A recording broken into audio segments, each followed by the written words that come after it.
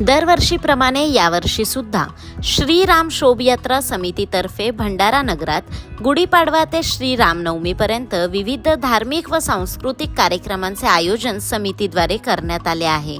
विशेषतः 2 तारखेला शालेय विद्यार्थ्यांसाठी रामरक्षा स्तोत्र व हनुमान चालीसा हे कार्यक्रम ठेवण्यात आले आहे। तसेच हिंदू नववर्षानिमित्त धर्मध्वजा व गुढीरोहण कार्यक्रम शहरातील चौकाचौकात करण्यात येणार आहे।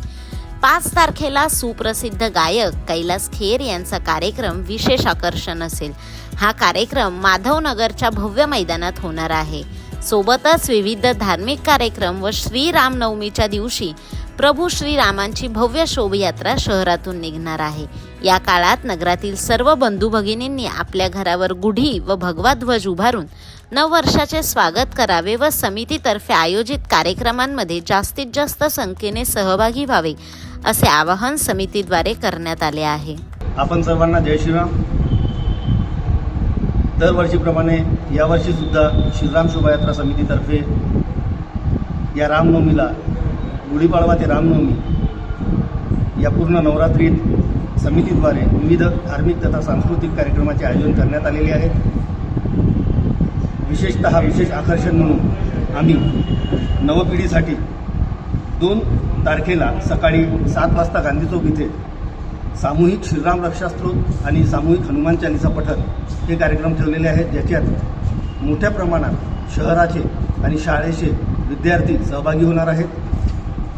त्याचप्रमाणे आमच्या क्षेत्राचे आमदार नरेंद्रजी बोंडेकर यांनी कैलाश खेर या प्रख्यात गायकाची विशेष प्रस्तुती रेल्वेनगर खातरोड इथे आयोजित केलेली आहे। ती 5 तारखेला आहे। 6 तारखेला सकाळी 8 वाजता शीतलामाता मंदिर इथून दरवर्षीप्रमाणे समिती आणि बजरंग दल तर्फे शहरात भव्य बाईक रॅलीचं आयोजन करण्यात आलेलं आहे। संध्याकाळी रामनवमीच्या दिवशी 5 वाजता बहिरंगेश्वर मंदिरातून श्रीरामजी यांची पूजा आणि आरती करून आम्ही मुख्य मार्गाने भव्य दिव्य शोभायात्रा काढण्याचा प्रामाणिक प्रयत्न यावर्षी सुद्धा करत आहे।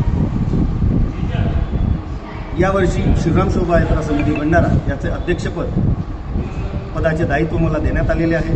मी या अध्यक्षपदाच्या नात्याने समस्त भंडारा शहरातील हिंदू बांधव तथा भगिनी यांना आव्हान करतो की येणाऱ्या गुढीपाडव्याला जो आपला हिंदू नववर्ष आहे त्याची सुरुवात होत आहे, त्या दिवशी आपापल्या घरी भगवा ध्वज लावावा। भगवा ध्वज हा समितीतर्फे अवघ्या 40 रुपयात 1 मीटरचा भगवा ध्वज आमचे देशपांडेजी यांचं प्रतिष्ठान आहे मंदिराच्या बहिरंगेश्वर मंदिराच्या बाजूला तिथे उपलब्ध आहे।